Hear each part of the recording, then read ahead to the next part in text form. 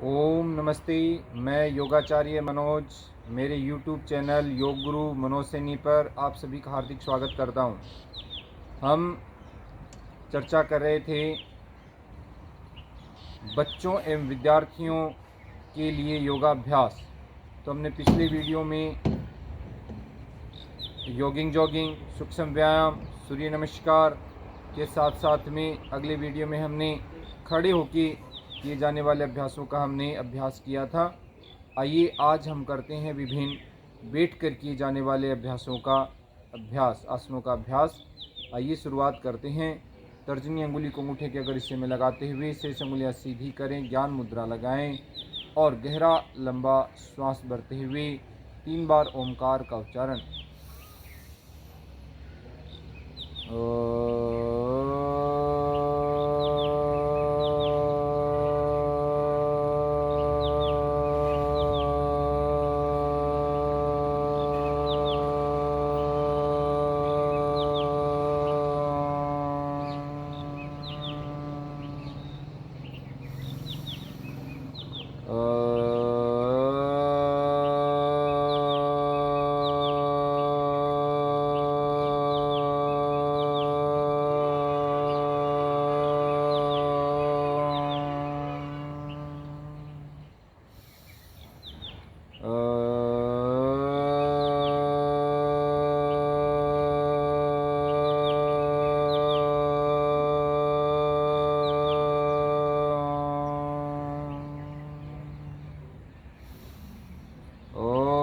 भूर्भुवस्वः तत्सवितुर्वरेण्यं भर्गो देवस्य धीमहि धियो यो नः प्रचोदयात्। ओम शांति शांति शांति। आइए शुरुआत करते हैं। पहला अभ्यास है सुखासन। तो हम सुखासन, एक पैर के नीचे दूसरा पैर लगा के बैठते हैं, सहज होके बैठ जाते हैं। इस अभ्यास को हम सामान्य भाषा में आलथी पालथी लगाना भी बोलते हैं। इस अभ्यास में सुखपूर्वक बैठा जाता है, इसलिए इसको सुखासन भी कहते हैं। आइए अगला जो अभ्यास कर रहे हैं उस अभ्यास का नाम है सिद्धासन। सिद्धासन में क्या करेंगे, एक पैर हमारे एड़ी नितंब के पास लगी रहेगी और दूसरा पैर उठा के इस प्रकार से दोनों पैरों के बीच में जो खाली है उसमें सेट कर लेते हैं और नीचे वाला पैर की खाली नीचे वाले ऊपर वाले पैर में सेट हो जाती है। इस प्रकार से सिद्धासन। इस अभ्यास में बैठकर सिद्ध पुरुष अपनी साधना किया करते थे और इस अभ्यास में हम आसानी से बैठ सकते हैं। इस अभ्यास करने का सबसे बड़ा लाभ है कि हमारी जो कमर है वो सीधी रहती है और कमर जब हमारी सीधी रहती है तो कमर से संबंधित पीड़ाएं हमें नहीं होती हैं, कमर दर्द हमें नहीं होता है। आइए अगला अभ्यास विद्यार्थियों के लिए अत्यंत लाभकारी है। हाँ, सिद्धासन में विद्यार्थी यदि बैठकर अध्ययन करते हैं, पढ़ाई करते हैं तो उनकी बौद्धिक शक्ति बढ़ती है, उनकी याद रखने की शक्ति भी उत्तम हो जाती है, बढ़ती है। और अब हम कर रहे हैं अगला अभ्यास जिसका नाम है पद्मासन। पद्म अर्थात कमल का फूल। तो प्रथम पैर को उठा के अपोजिट पैर की जंघा पे रखते हैं और दूसरे पैर को निकालें और पैर की दूसरी जंघा पे रख लेते हैं। अभ्यास का नाम है पद्मासन। पद्म अर्थात कमल का फूल। पद्मासन करने से हमारे पैरों की हड्डियां मजबूत होती हैं, जंघाएं मजबूत होती हैं, पिंडलियां मजबूत होती हैं। साथ ही साथ हमारी जो कमर है वह भी सीधी रहती है, तो कमर से संबंधित, मेरुदंड से संबंधित पीड़ाएं भी हमें नहीं होती हैं पद्मासन करने से। पद्मासन करने से विद्यार्थियों में एक आत्मिक शक्ति का विकास होता है, एक बौद्धिक शक्ति का विकास होता है। इसलिए इस अभ्यास को नित्य प्रतिरोज अवश्य ही करना चाहिए। आइए इसी के आगे हम करते हैं, पद्मासन में बैठे बैठे करते हैं उद्दीप्त पद्मासन। उद्दीप्त पद्मासन कैसे करेंगे, यानी पद्मासन की स्थिति में बने हुए और शरीर को थोड़ा ऊपर उठा लेते हैं। तो तो बाहर की ओर दोनों हाथों को ज़मीन पे टिकाते हैं, श्वास अंदर भरते हैं और हाथों पे पूरी शक्ति देते हुए अपने आप को ऊपर उठा लेते हैं। श्वास भरें और ये ऊपर उठाने का प्रयास ज़मीन से।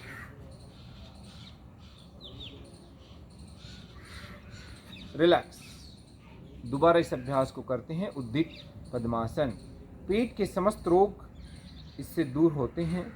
एसिडिटी की समस्या बच्चों में आजकल बहुत ज़्यादा बनने लगी, खाना पीना इसी प्रकार का है, तो एसिडिटी की समस्या बच्चों की दूर हो जाती है। श्वास भरें, पुनः उठेंगे और भोजन करने में आनंद आने लग जाता है, अर्थात भूख लगने लग जाती है। इस अभ्यास को यदि बच्चे अच्छे से करें तो कई बच्चे शिकायत करते हैं कि हमें भूख नहीं लगती, हमारा खाना नहीं पचता।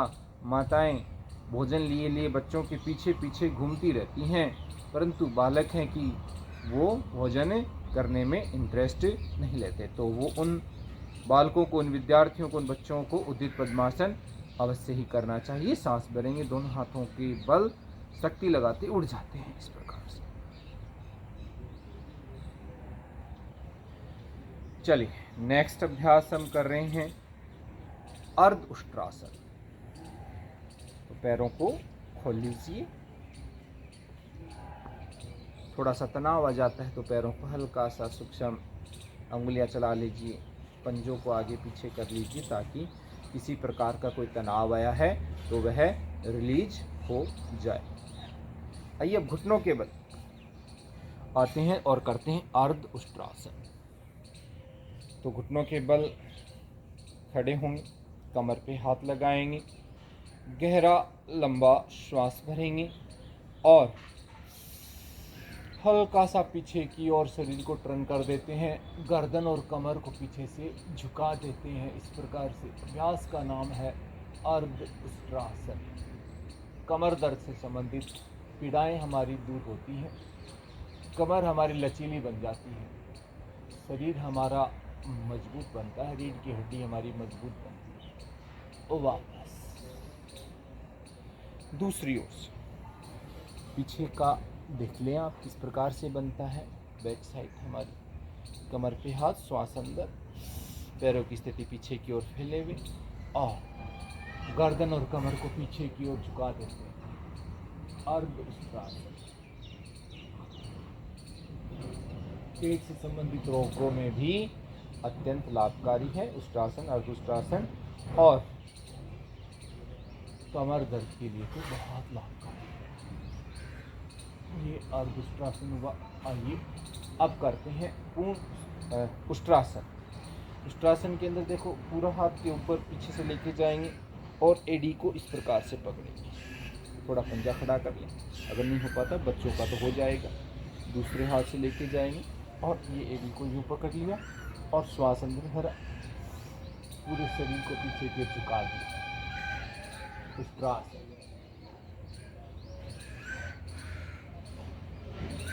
पेट से संबंधित रोग दूर होंगे। जो बालक मोटे हैं, मोटापा उनका दूर होगा। कमर दर्द में भी बड़ा लाभ मिलता है, कमर लचीली बनती है। एसिडिटी की समस्या भी दूर होती है। जैसे गए वैसे ही वापस आ गए। अर्ध उष्ट्रासन, फिर उष्ट्रासन हमने किया और अब करते हैं वज्रासन। तो वज्रासन में देखिए अंगूठे पे अंगूठा लगाएं, एड़ियों को बाहर की ओर फैलाते हैं और इस प्रकार से बैठ जाते हैं। बैक साइड से देख लीजिए, अंगूठे पे अंगूठा, एड़ियाँ बाहर की ओर फैले हुई, निकम एड़ियों पे टिका देते हैं, कमर सीधी कर लेते हैं, नजरें सामने की ओर। अभ्यास का नाम है वज्रा। आइए वज्र। वज्र क्या होता है? कठोर, कठोर मजबूत। वज्रासन। वज्रासन खाना खाने के बाद में किया जाने वाला एकमात्र अभ्यास है और इस अभ्यास को यदि हम नित्य प्रतिरोज खाना खाने के बाद में यदि करेंगे तो हमें कभी भी एसिडिटी से संबंधित कोई परेशानी नहीं होगी, अपच की समस्या नहीं होगी। अर्थात जो भी हम खाना खाते हैं वह बहुत अच्छे से पचने लग जाता है। बहुत ही उत्तम अभ्यास। आइए अगला अभ्यास करते हैं। श्वास भरते हैं दोनों हाथों को ऊपर की ओर और फिर सांस छोड़ेंगे धीरे धीरे धीरे धीरे आगे की ओर। सर को जमीन पे टिका देते हैं।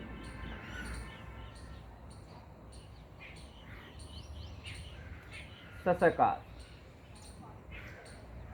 सर जमीन पे, दोनों हाथ आगे की ओर। श्वास भरते हुए वापस आ जाइए। ससकार। दोबारा करते हैं इसी अभ्यास को।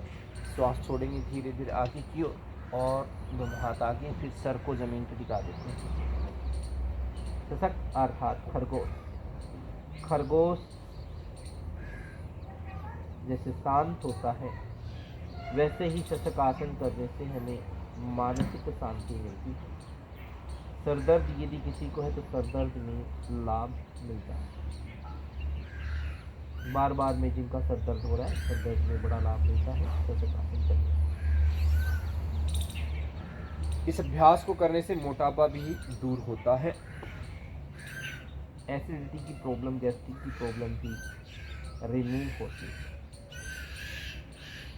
शशक। जिनको बहुत ज़्यादा कमर दर्द है वो आगे झुकने वाले अभ्यास नहीं करें, और जिनको हर्निया की शिकायत है वो पीछे जाने वाले अभ्यास नहीं करें। आइए वज्रासन करने के बाद में हमने किया शशक आसन, और अब शशक आसन करने के बाद में करते हैं सुषुप्त वज्रासन। तो सुषुप्त वज्रासन के अंदर देखिए, वज्रासन में बैठेंगे, थोड़ा आगे आ जाते हैं और धीरे धीरे कोहनियों का सहारा देते हुए पीछे की ओर चले जाते हैं। सर को जमीन पर टिका देते हैं इस प्रकार से। ये बच्चों के लिए थोड़ा कठिन आसन, ये कठिन आसनों में से एक है, परंतु बच्चों के लिए तो कठिन आसन करना ही चाहिए। दोनों हाथों को यहाँ टिकाते हैं और थोड़ा सा सर को अच्छे से टिका लेते हैं और दोनों हाथों को जंघाओं के ऊपर रख लेते हैं। सुषुप्त वज्रासन।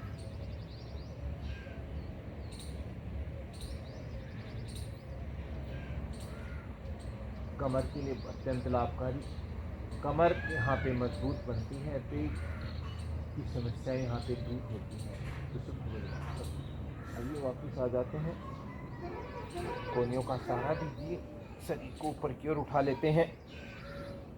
सुषुप्त वज्रासन। आइए सुषुप्त वज्रासन करने के बाद में करते हैं मत्स्य आसन। तो मत्स्य आसन कैसे करेंगे? पहले हम पद्मासन लगा लेते हैं और जैसे सुषुप्त वज्रासन के अंदर गए वैसे ही पीछे चले जाएंगे। हो सकता है पैरों में थोड़ा सा आपके खिंचाव आया हो, तो पैरों को थोड़ा आगे पीछे ला लीजिए। पेट के अंदर किसी प्रकार की कोई गैस बन रही है तो वह गैस आपकी रिलीज हो जाती है। आइए पद्मासन लगाते हैं इससे।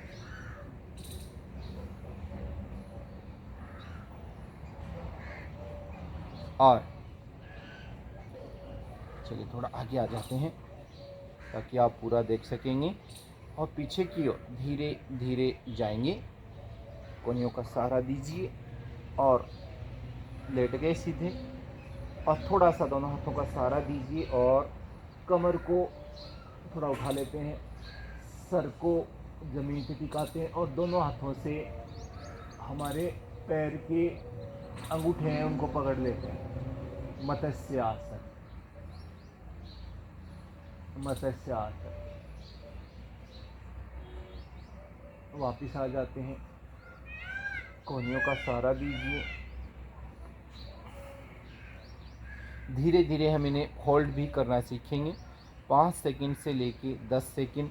और फिर अभी तो कंपटीशन हो रहे हैं बच्चों के, तो उसमें 30 सेकंड से लेके 90 सेकंड तक हमें होल्ड करना होता है। ये पैरों को खोल लेते हैं और अब करते हैं वक्रासन। तो दोनों पैरों को सीधा कर लें और एक पैर को मोड़े, यानी दायां पैर सीधा रहेगा, बाएं पैर को मोड़ लीजिए इस प्रकार से। और जो पैर मोड़ा यानी बायां पैर मोड़ा तो बाएं हाथ को पीछे रख लेंगे, कमर के पीछे सहारा देंगे शरीर को। थोड़ा सा इस प्रकार से हो जाता हूँ, आप अच्छे से देख पाएंगे इसे जी। और राइट हैंड को राइट लेग के ऊपर बिल्कुल सीधा करें और फिर इस प्रकार से ग्रिप डाल दें। छाती और पैर के बीच में से ग्रिप डालेंगे और राइट हैंड से लेफ्ट लेग के ऊपर से ग्रिप करते हुए और राइट पैर के घुटने को पकड़ लेते हैं। घुटने को पकड़ते हैं और गर्दन को धीरे धीरे लेफ्ट हैंड के तरफ कंधे के ऊपर से पीछे की ओर देखने का प्रयास। वक्रासन। वक्र अर्थात टेढ़ा मेढ़ा। वक्रासन करने से कमर दर्द एवं गर्दन दर्द की समस्या दूर होती है। गर्दन एवं कमर की हड्डियां लचीली बनती हैं। जिनको डायबिटीज़ की समस्या है, डायबिटीज़ ठीक होती हैं। आजकल तो बच्चों में भी डायबिटीज़ की शिकायतें मिलने लगी हैं, तो बच्चों के लिए भी अत्यंत लाभकारी। किडनी हमारी ठीक रहती है इस अभ्यास को करने से, और लीवर भी हमारा ठीक रहता है। आजकल का आहार विहार ऐसा हो गया कि हमें वो बीमार बना रहा है, तो इस परिस्थिति के अंदर हमें लीवर को भी ठीक रखना है। तो लीवर ठीक रखने के लिए, यकृत ठीक रखने के लिए वक्रासन सबसे उत्तम अभ्यास है। आइए दूसरी ओर से करते हैं। पहले लेफ्ट लेग को उठाया था, अब राइट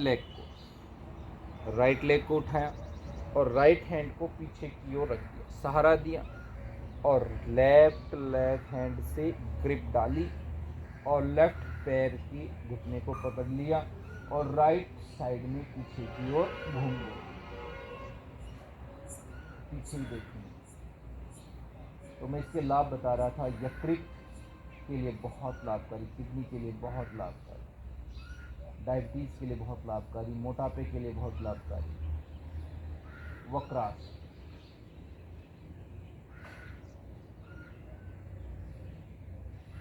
दोनों तरफ से हमने इस अभ्यास को किया। धीरे धीरे इसके अभ्यासों को बढ़ाएंगे। अभी मैं आपको एक एक करके बता रहा हूँ, फिर आप इसको और अधिक बढ़ा लेना। रोग के अनुसार संख्या बढ़ा सकते हैं। आइए, वक्रासन करने के बाद में अगला जो अभ्यास कर रहे हैं उसका नाम है अर्ध मतेंद्रासन। क्या करेंगे? राइट लेग को घुमाएं और नीचे से निकाल दें और नितंब के पास रख लें। लेफ्ट लेग को उठाएं और पैर के ऊपर से निकाल दें। अब ये और ये दोनों एक दिशा के अंदर।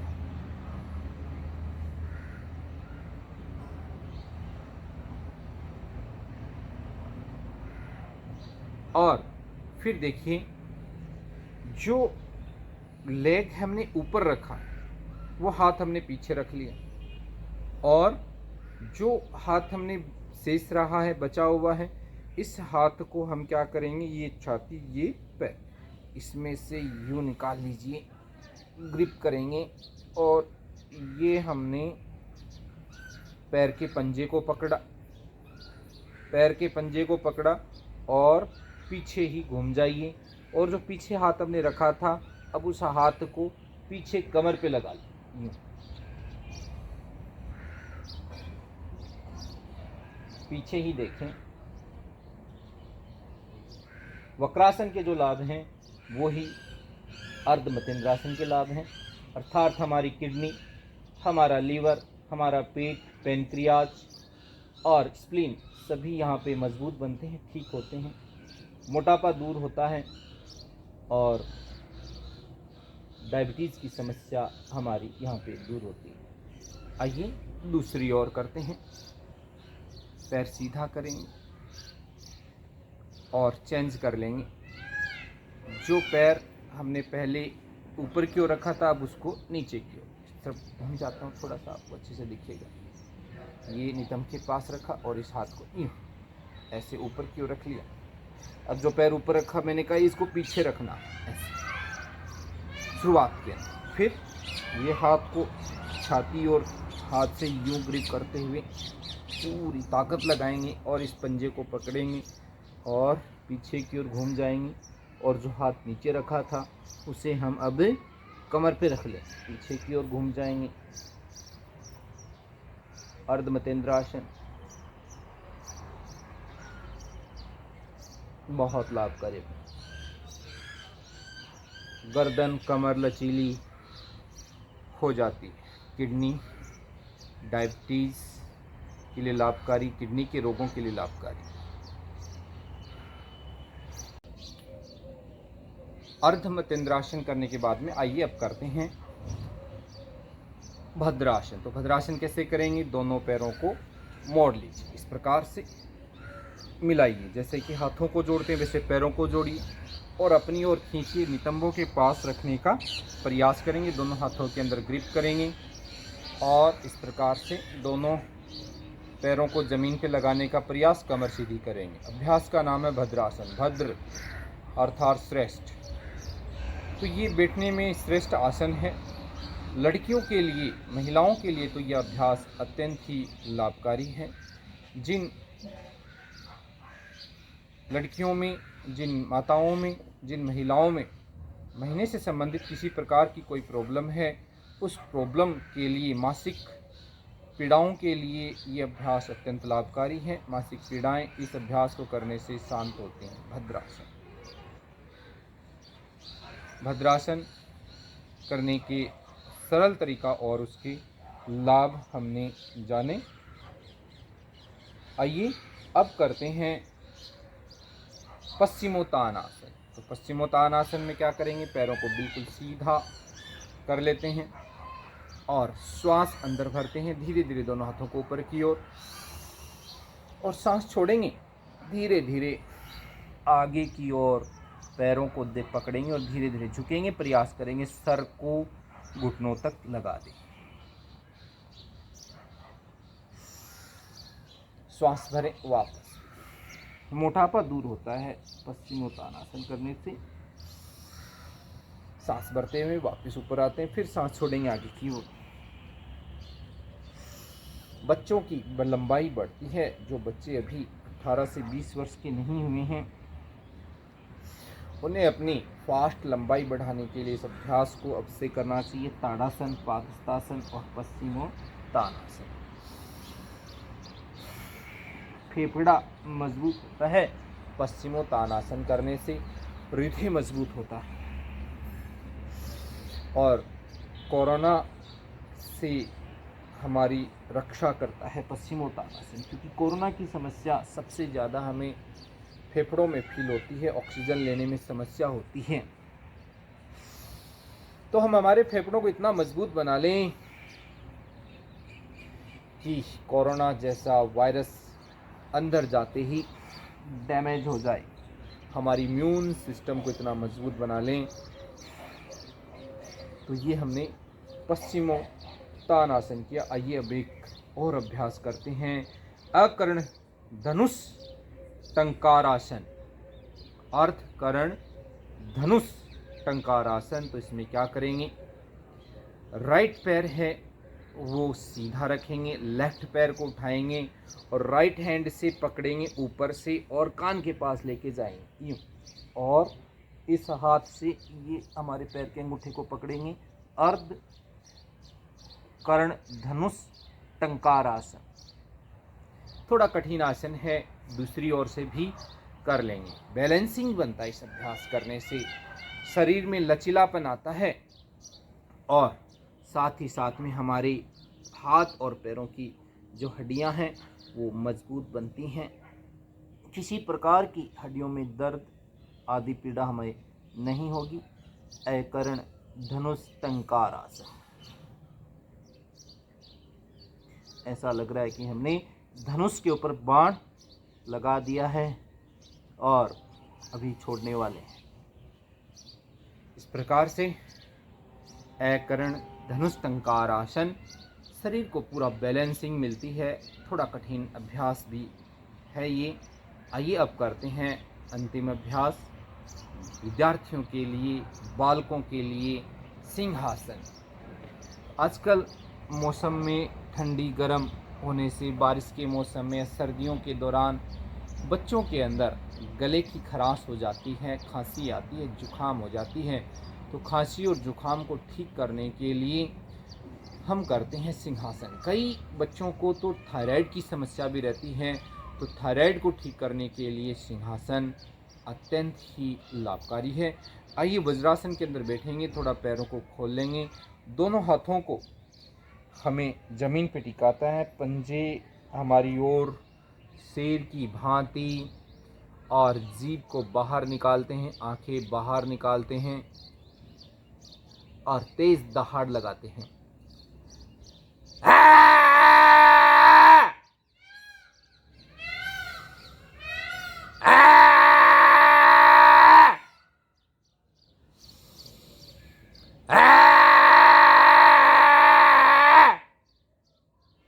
इस प्रकार से दोनों हाथों को आपस में घर्षण करें, हथेलियों को गर्म करें और हमारे गले को सूक्ष्म सा रिलैक्सेशन करा देते हैं गले के ऊपर।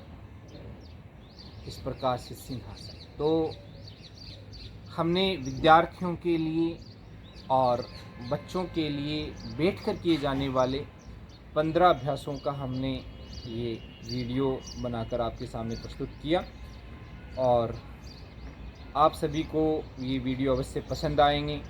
ये मेरे द्वारा किए गए सरल तरीके से जो आसन हैं ये आपको पसंद आएंगे। आप अवश्य करें और विभिन्न प्रकार के लाभ आप प्राप्त करें। इतना मैं कहता हूँ कि जो विद्यार्थी इन अभ्यासों को करेगा नित्य प्रतिरोज, तो उनकी जो मार्क्स हैं, उनकी जो अध्ययन करने की जो शक्ति है वो धीरे धीरे बढ़ जाएगी। अध्ययन करने की शक्ति बढ़ेगी तो धीरे धीरे उनके मार्क्स भी बढ़ जाते हैं। सामान्य जो विद्यार्थी है वो है इन अभ्यासों को करते करते अच्छे मार्क्स प्राप्त करने लग जाएगा और बहुत ही बढ़िया वह होगा। साथ ही साथ मैं ये कहूँगा कि वह कभी बीमार नहीं होगा। सबसे बड़ी बात है, आजकल के बच्चे बार बार बीमार हो रहे हैं, बार बार हॉस्पिटलों में कि माता पिता उनको लेके जा रहे हैं, परंतु योग करने से बालक कभी भी बीमार नहीं होगा। इसलिए मैं अभिभावकों से भी ये निवेदन करूँगा कि आप अपने बच्चों से योग अवश्य करवाएं। तो सभी का बहुत बहुत धन्यवाद। यदि आपको मेरा वीडियो पसंद आए तो इसे शेयर अवश्य करें और मेरे चैनल को सब्सक्राइब ज़रूर करें। सभी का बहुत बहुत धन्यवाद। ओम नमस्ते।